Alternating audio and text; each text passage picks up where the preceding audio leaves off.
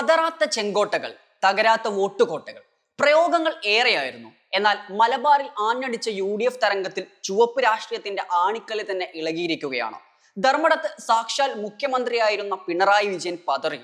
പയ്യന്നൂരിൽ പാർട്ടിയെ വെല്ലുവിളിച്ച വിമത സഖാവ് ചരിത്രം കുറിച്ചു. തവനൂരിൽ KT ജലീലിന്റെ പതനവും വിരൽ ചൂണ്ടുന്നത് കേരളം കൊതിച്ച വലിയൊരു രാഷ്ട്രീയ മാറ്റത്തിലേക്കായിരുന്നു. ആഭ്യന്തര പ്രശ്നങ്ങളും ന്യൂനപക്ഷങ്ങളുടെ മനോഭാവവും യുവ വോട്ടർമാരുടെ നിലപാടും എങ്ങനെയാണ് ഈ തിരഞ്ഞെടുപ്പിനെ മാറ്റിമറിച്ചത് നോക്കാം. CPM-ന്റെ ഉരുക്കുകോട്ടയായ കണ്ണൂരിലെ കവാടങ്ങൾ ഇത്തവണ തകർക്കപ്പെട്ടിരിക്കുന്നു. ചരിത്രത്തിൽ ഇന്നുവരെ നേരിട്ടിട്ടില്ലാത്ത കേട്ടിട്ടില്ലാത്ത തിരിച്ചടിയാണ് ജില്ലയിൽ പാർട്ടിക്കുണ്ടായത്. പയ്യന്നൂരിൽ കണ്ടത് വെറുമൊരു രാഷ്ട്രീയ അട്ടിമറി മാത്രമല്ല, മറിച്ച് പാർട്ടിക്കുള്ളിലെ ധാർമ്മികതയുടെ പോരാട്ടമായിരുന്നു. രക്തസാക്ഷി ഫണ്ട് തട്ടിപ്പ് വിവാദത്തിൽ പാർട്ടി പുറത്താക്കിയ V കുഞ്ഞികൃഷ്ണൻ സ്വതന്ത്രനായി മത്സരിച്ച് TK മധുസൂദനനെ 7487 വോട്ടുകൾക്ക് പരാജയപ്പെടുത്തിയത് CPM-ന്റെ അപ്രമാദിത്വത്തിനുമേലുള്ള കനത്ത പ്രഹരമാണ്. ധർമ്മടത്ത് പിണറായി വിജയന്റെ ഭൂരിപക്ഷം 50,000-ൽ നിന്നും 19,000-ലേക്ക് ഇടിഞ്ഞതും പേരാവൂരിൽ KK ശൈലജയ്ക്ക് കനത്ത വെല്ലുവിളിയും പരാജയവും നേരിട്ടതും അടിത്തട്ടിലെ അസംതൃപ്തിയുടെ വ്യക്തമായ തെളിവാണ്. 11-ൽ 9 സീറ്റും മുൻപ് വിജയിച്ച LDF-ന് ഇത്തവണ 6-ലേക്ക് ചുരുങ്ങിയത് പാർട്ടിയെ സംബന്ധിച്ചിടത്തോളം ഒരു ആത്മപരിശോധനയുടെ കാലമാണെന്ന് തെളിയിച്ചിരിക്കുന്നു. കോഴിക്കോട് ജില്ലയിൽ കണ്ടതും അക്ഷരാർത്ഥത്തിൽ ഒരു UDF സുനാമിയാണ്. 13-ൽ 12 മണ്ഡലങ്ങളും UDF തൂത്തുവാരി. മന്ത്രി മുഹമ്മദ് റിയാസ് മത്സരിച്ച ബേപ്പൂർ മാത്രമാണ് ഇടതിനെ പിന്തുണച്ചത്. PV അൻവർ ഉയർത്തിക്കാട്ടിയ ആരോപണങ്ങളും പിണറായിസവും മരുമോനിസവും തുടങ്ങിയ നരേറ്റീവുകൾ ന്യൂനപക്ഷ മേഖലയിൽ വലിയ ചലനമുണ്ടാക്കി എന്നതിൽ സംശയമില്ല. ഇനി മലപ്പുറം.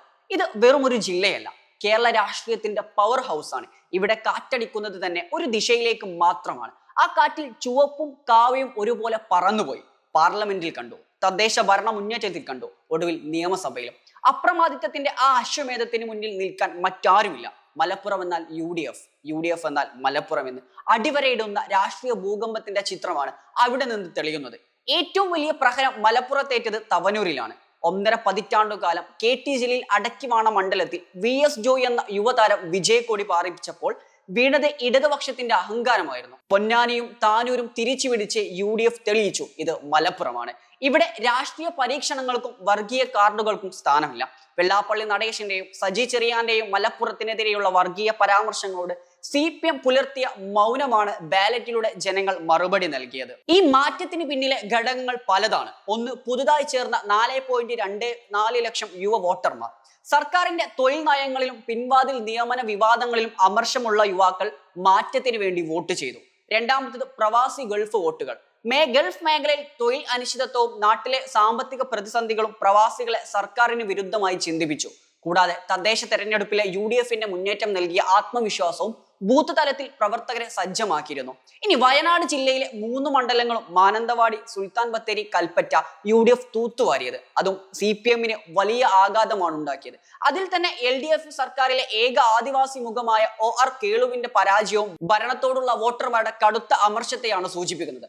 വയനാട്ടിലെ വന്യജീവി ആക്രമണങ്ങൾ തടയുന്നതിൽ സർക്കാർ പരാജയപ്പെട്ടു എന്ന വികാരം ഹൈറേഞ്ച് മേഖലയിൽ ശക്തമായിരുന്നു. കൂടാതെ മുണ്ടക്കൈ ചൂരൽമല ഉരുൾപൊട്ടലിന് ശേഷമുള്ള പുനരധിവാസ പ്രവർത്തനങ്ങളിൽ സർക്കാരിനുണ്ടായ വീഴ്ചകൾ രാഷ്ട്രീയ ആയുധമായി മാറി.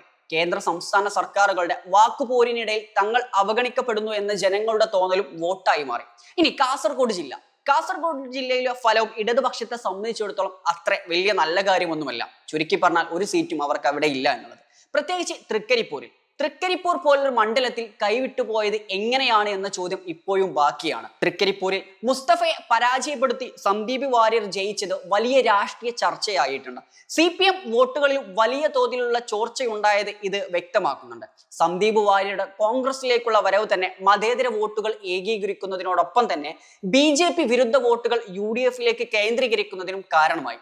ജില്ലയിലെ ആരോഗ്യ പരിരക്ഷാ രംഗത്തെ പോരായ്മകളും എൻഡോസൾഫാൻ ദുരിതബാധിതരോടുള്ള സമീപനവും LDF സർക്കാരിനെ പ്രതിരോധത്തിലാക്കി. മലബാറിലെ ഈ ഫലം വെറുമൊരു ഭരണവിരുദ്ധ വികാരമല്ല, അത് CPM-ന്റെ അപ്രമാദിത്വത്തിന് നേരെയുള്ള താഴെത്തട്ടിലെ സഖാക്കളുടെയും പൊതുജനത്തിന്റെയും താക്കീതാണ്. അഹങ്കാരത്തിനും ഏകാധിപത്യ ധാർഷ്ട്യത്തിനും മറ്റു ആരോപണങ്ങൾക്കും ജനങ്ങൾ നൽകിയ ശിക്ഷ.